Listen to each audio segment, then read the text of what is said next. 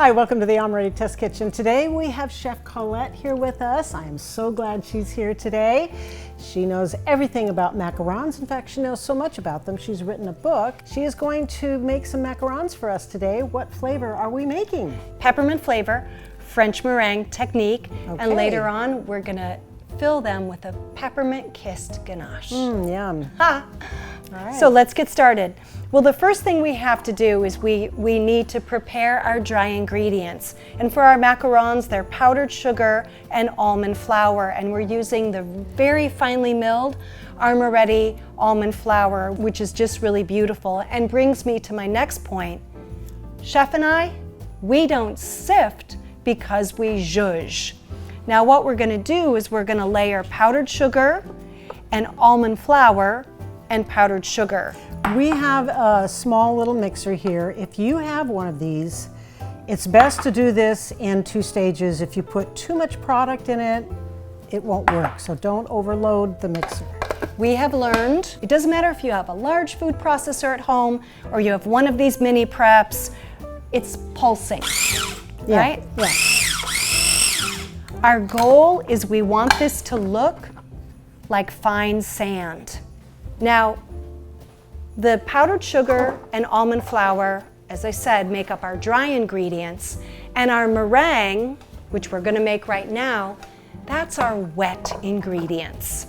Now, a couple things to remember, and I say this just about every time I work with Chef Barbara because her meringues are so beautiful. They really are. There's a couple things before we get started to ensure success. So, number one, we want to make sure our bowl is impeccably clean. And these egg whites, I think they're all right too. Yes. Because you have to make sure there's no egg yolk in your egg whites. So that's going in the mixer bowl. And we're going to add a pinch of cream of tartar. All right, that's going in. And that's going to help stabilize our egg whites. Now the mixer's going to go on medium speed. And we're going to whip this until it looks like cappuccino foam. It will lose that greenish color, but it's not going to have any structure. Ready? Right. Okay. All right, Chef, I'm slowing it down. I think it looks perfect, don't you agree? Yes, time to rein in the sugar. So we've got that cappuccino foam look. I'm going to go back to medium speed, and I'm reining it in, not too fast, not too slow, kind of like 1/1000, 2/1000. All right, there's that. We're going to stop the mixer and scrape down quickly. Safety tip, oops, we lost our whisk. You always want to scrape down with the mixer off. Yes. I know that the stand mixer looks so innocent, but it can be really dangerous. Now we're gonna go to medium-high speed, and we're gonna whip this until it looks like shaving cream or marshmallow fluff. Right. Let's go.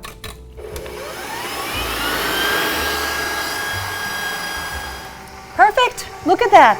Great, really beautiful. So now I'm gonna stop the mixer, and we're gonna add flavor. We're gonna add a couple drops of 1295 water-soluble peppermint extract.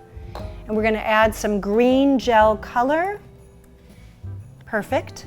And now, high speed, until we can find our peak. Achieve our peak? I don't know.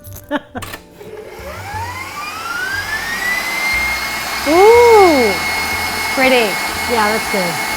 Okay, Chef, I think we should check for our first peak. Okay. And by the way, bakers, I think when you're first starting out, after you add your color and flavor and increase the speed, I feel they should check more often than not. Right. So we are looking for a firm peak. Whoops, not yet. Close. Close. We're at about 10 o'clock. It won't take long. We're gonna do another check, and there's 2 more signs I feel we should tell you about. When it starts getting to the point where you're going to really achieve a firm peak, it starts to get slightly duller, and the lines of the whisk are well defined. So again, knock off all the excess on your whisk attachment, dip it in gently, just gently, bring it up and flip it over. And again, that angle, Look at that, good. it's perfect.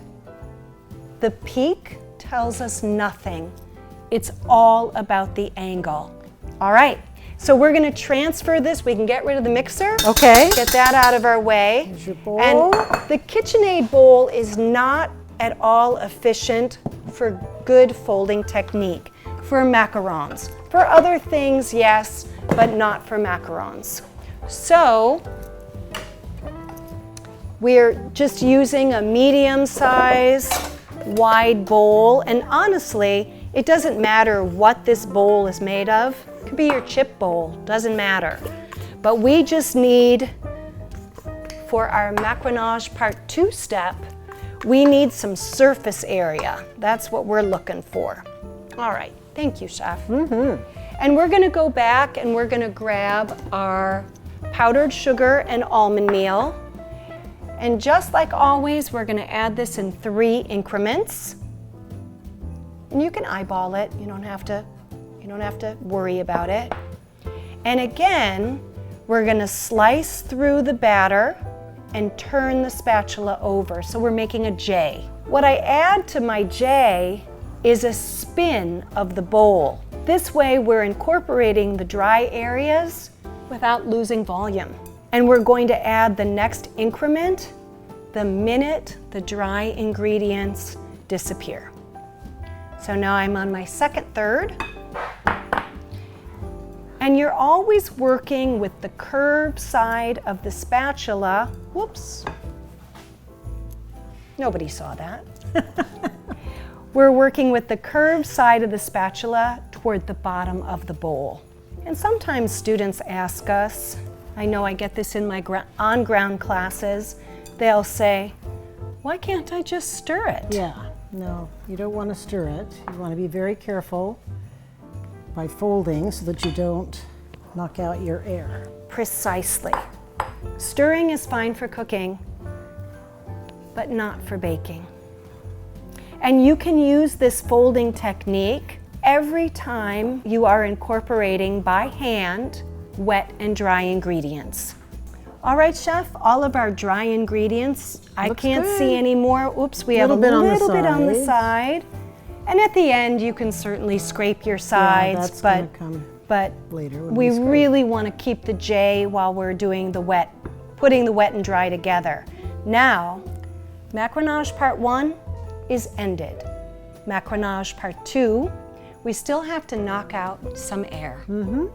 So what we're going to do is a process that we call painting and scraping. You're going to take the flat part of your spatula and you're just going to push the batter part of the way up the side of the bowl. All right? Like you're painting a flower. So that's the painting. And then the scraping, it's going to all go down to the bottom.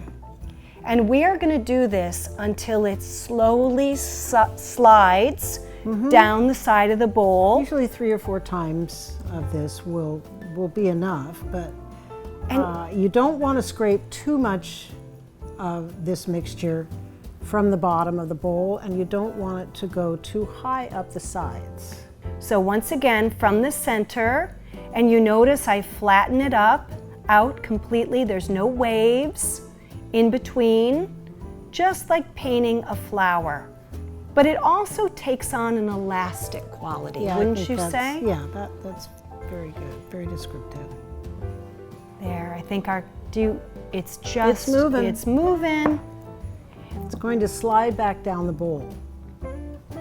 Now, when you see it moving, stop. If you overdo this process, the macaron shell is way too thin and we don't get a nice foot. So now this is going to go in our piping bag. So We have this fitted with a number 12 Wilton tip or any plain round tip that has a 3/8 inch opening. Your bag, you want it to be 18 to 21 inches long.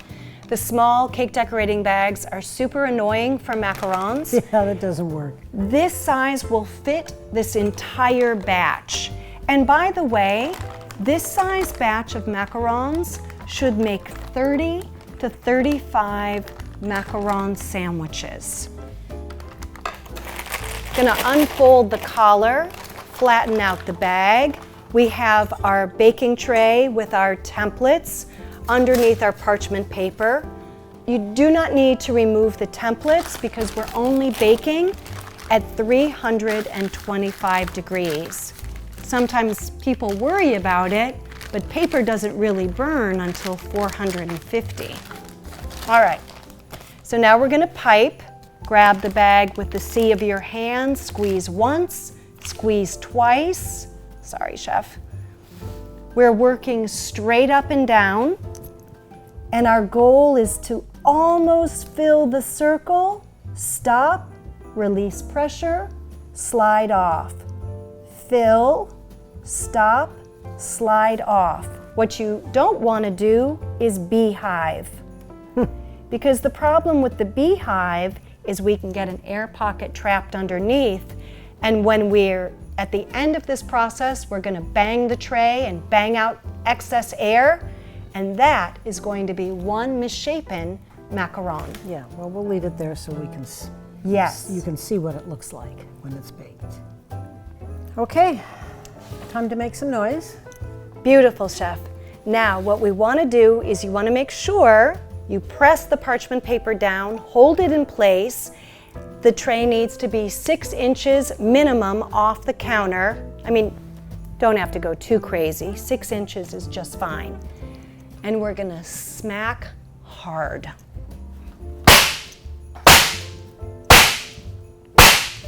Okay, then 4 good fist bumps. Now take a mental photograph of how beautiful and glossy they are. We're gonna let them sit for 25 to 40 minutes, never longer than an hour. They get really weird after an hour. Yeah. And we're going to let them dry until they look dull. And once they look dull, we're gonna bake them at 325 degrees for between 11 and 13 minutes. Okay, these look beautiful. They are dull and they are ready to bake. We're gonna pop them in a 325 degree oven, and we will check them at 11 minutes. Right. Just to let you know, they are done when the top is stationary and when they release easily from the parchment paper. And then the other thing is the foot looks dry and not wet. So we have a good batch here. We can cool these quickly by sliding these off onto the counter. And what we're gonna fill them with is a ganache made with 1 part semi-sweet chocolate and 1 part of heavy cream and a little bit of our peppermint extract. And we'll have a link to the ganache recipe on the blog. So here we go. But the filling technique, now you're gonna beehive your filling.